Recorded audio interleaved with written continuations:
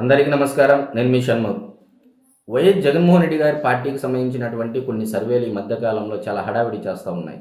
ఎందుకు హడావిడి అంటున్నానంటే, ఇవి నిజమైనటువంటి సర్వేలా, లేకపోతే జగన్మోహన్ రెడ్డి గారి మెప్పు కోసం కొంతమంది వ్యక్తులు, ఆ కోటరీలో ఉన్నటువంటి వ్యక్తులే వివిధ సర్వే ఏజెన్సీలతో వాళ్ళు మాట్లాడి జగన్మోహన్ రెడ్డి గారికి అనుకూలంగా ఇచ్చేటువంటి ప్రయత్నం, మభ్యపెట్టేటువంటి ప్రయత్నం చేస్తున్నారంటే విజయసాయి రెడ్డి గారు పెట్టినటువంటి ప్రెస్ మీట్ ప్రకారంగా అయితే మనం ఖచ్చితంగా చెప్పవచ్చు.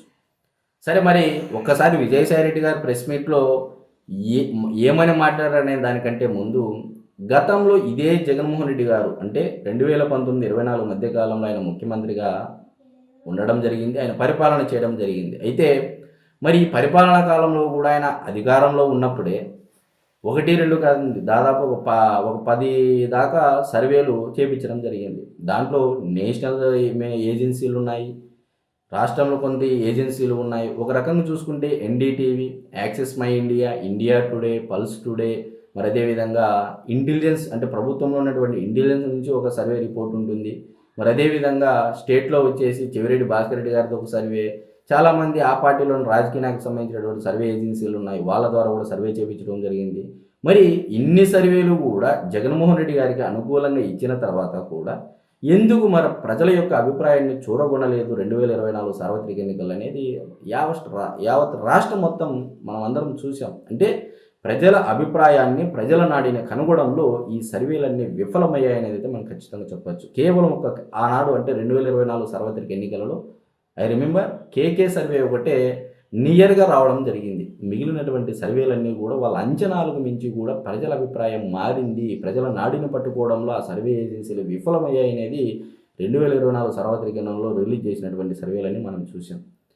మరి ఈ దిక్కుమాలినటువంటి సర్వేలను పట్టుకొని కూటమి ప్రభుత్వం ఇంకా ఈ జూన్కి 2 సంవత్సరాలు పూర్తిగా వస్తున్నటువంటి నేపథ్యంలో ఇంకా జగన్మోహన్ రెడ్డి గారు ఇప్పటికిప్పుడు ఎన్నికలు పెడితే అధికారంలోకి వస్తారు ఖచ్చితంగా అని చెప్పేసి ఈ సర్వేల ద్వారా ప్రజలలోకి ఏదో ఒక ప్రచారాన్ని పంపించేటువంటి ఒక ఆలోచనను, ఒక మైండ్ ట్యూనింగ్ చేసేటువంటి ప్రాసెస్కు వైఎస్ఆర్సీపీ పార్టీ సోషల్ మీడియా వాళ్ళు తీసుకొని వస్తూ ఉన్నారు.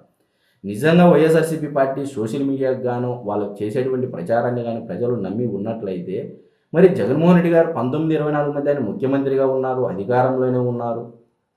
మరి గ్రాడ్యుయేట్ ఎమ్మెల్సీలు జరిగాయండి. ఇక్కడ నేను ప్రధానంగా ఒక 3 అంశాలు చెప్తాను. గ్రాడ్యుయేట్ ఎమ్మెల్సీ ఎన్నికలు జరగడం జరిగింది 3 ప్రాంతాలకు సంబంధించి. 3 ప్రాంతాల్లో అంటే 3 ఎమ్మెల్సీలు కూడా తెలుగుదేశం పార్టీ ఘన విజయం సాధించింది.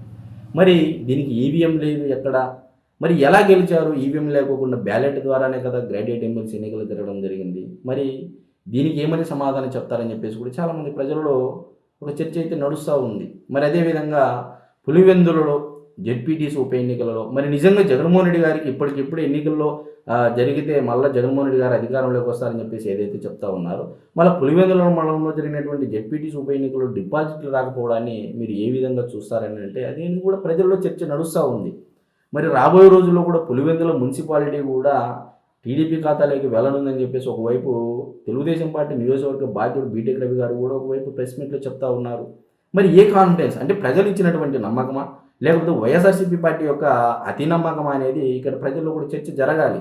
సో ఈరోజు నిజంగా విజయసాయి రెడ్డి గారు చెప్పినటువంటి మాటల ప్రకారం మనం ఒకసారి చూసుకున్నట్లయితే, విజయసాయి రెడ్డి గారు కూడా వివిధ రకమైనటువంటి వ్యాఖ్యలతో ఆయన ఎక్కడ స్థిరత్వం లేకోకుండా ప్రతిసారి కన్ఫ్యూజన్లో నెట్టేస్తున్నారు.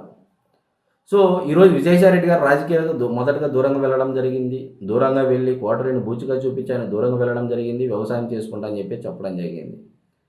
మరలా మద్యం స్కామ్లో ఆయన ఆధారాలు ఇవ్వడం జరిగింది, అప్రూవర్గా మారడం జరిగింది, ఆయన రాజ్యసభ సభ్యత్వాన్ని వదులుకోవడం జరిగింది, ప్రలోభాలకు లొంగడం జరిగింది అని చెప్పేసి జగన్మోహన్ రెడ్డి గారు కూడా రిటర్న్ కౌంటర్గా సమాధానం ఇవ్వడం జరిగింది. మరలా రావడం జరిగింది ప్రెస్ మీట్కు. మరలా జగన్మోహన్ రెడ్డి గారు కోటరీని ఉద్దేశిస్తూ, కోటరీ అనేది మిమ్మల్ని తప్పుదోవ పట్టిస్తూ ఉంది, సరైన స్ట్రాటజీలు ఉపయోగించి ప్రజలలోకి వెళ్ళడం లేదు, రాంగ్ స్ట్రాటజీలతో ప్రజలలోకి వెళ్తూ ఉన్నారు, అవి మిస్గైడ్ అవుతున్నాయి, బూమరాంగ్ అవుతున్నాయి, సెల్ఫ్ గోల్ అవుతున్నాయని చెప్పేసి ఆయన మాటల అర్థం మనం ఖచ్చితంగా అయితే చెప్పచ్చు. సో ఈరోజు జగన్మోహన్ రెడ్డి గారి మీద స్వామి భక్తి ఇప్పటికీ ప్రదర్శిస్తున్నారా, లేకపోతే జగన్మోహన్ రెడ్డి గారి క్వార్టర్ని పక్కకు తప్పించి తను జగన్మోహన్ రెడ్డి గారి పక్కకు చేరుకోవడానికి సన్నాహాలు చేస్తున్నారా, లేకపోతే ప్రత్యేకమైనటువంటి రాజకీయ పార్టీ పెట్టి వైసీపీలో ఉన్నటువంటి అసంతృప్తులను ఈయన పార్టీలో చేర్చుకొని మరలా ఎలక్షన్కి వచ్చే సమయానికి మరలా జగన్మోహన్ రెడ్డి గారి పార్టీలు విలీనం చేయడానికి ఏమైనా సన్నాహాలు చేస్తున్నారంటే చాలా విశ్లేషకులు కూడా ప్రధాన మీడియాలో, డిజిటల్ మీడియాలో కూడా విశ్లేషణలు చెప్తా ఉన్నారు. మరి నిజంగా జగన్మోహన్ రెడ్డి గారు ఇప్పటికిప్పుడు ఎన్నికలు జరిగితే అధికారంలోకి వచ్చేటువంటి అవకాశం ఉంది అని చెప్పేసి వీళ్ళే రిలీజ్ చేసినటువంటి సర్వేలను నమ్ముకొని కార్యకర్తలని, శ్రేణులని, ప్రజలను మభ్యపెట్టేటువంటి ప్రయత్నం చేస్తే మరి అధికారంలో ఉన్నప్పుడే మీరు 30 ఏళ్ల సీఎం, మేము ఇచ్చినటువంటి నవరత్నాలు ప్రజలు మెచ్చారు, వచ్చారు, సిద్ధం సభలకు వచ్చినటువంటి జనాన్ని చూసి ఆహా ఓహో అని చెప్పేసి అనుకున్నారు. మరి ఆ సిద్ధం సభలకు వచ్చినటువంటి జనం ఓట్లన్నీ ఎక్కడికి పోయాయి అనేది కూడా 2024 సార్వత్రిక ఎన్నికల్లో వైసీపీ పార్టీ ఓటమి పాలైన తర్వాత కూడా చర్చ జరిగింది. కొన్నాళ్ళు ప్రజల్లో రచ్చబండ వేదిక ద్వారా పల్లెల్లో కానీ చాలా చోట్ల చర్చ జరిగింది.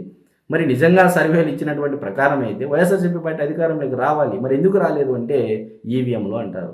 మరి గ్రాడ్యుయేట్ ఎమ్మెల్సీ ఎన్నికల్లో ఈవీఎంలు లేవు, బ్యాలెట్ ఓట్లే. మరి జగన్మోహన్ రెడ్డి గారు ముఖ్యమంత్రిగా ఉన్నారు. 3 చోట్ల పోటీ చేస్తే 3 చోట్ల తెలుగుదేశం పార్టీ ఘన విజయం సాధించింది. సో ప్రజల అభిప్రాయాన్ని కనుగొనడంలో ఈ సర్వేలను నమ్ముకుంటే వైఎస్ఆర్సీపీ పార్టీ దివాలా తీయడం ఖాయమని చెప్పేసి విజయసాయి రెడ్డి గారి మాటల సాక్షిగా అయితే మనం ఖచ్చితంగా చెప్పచ్చు.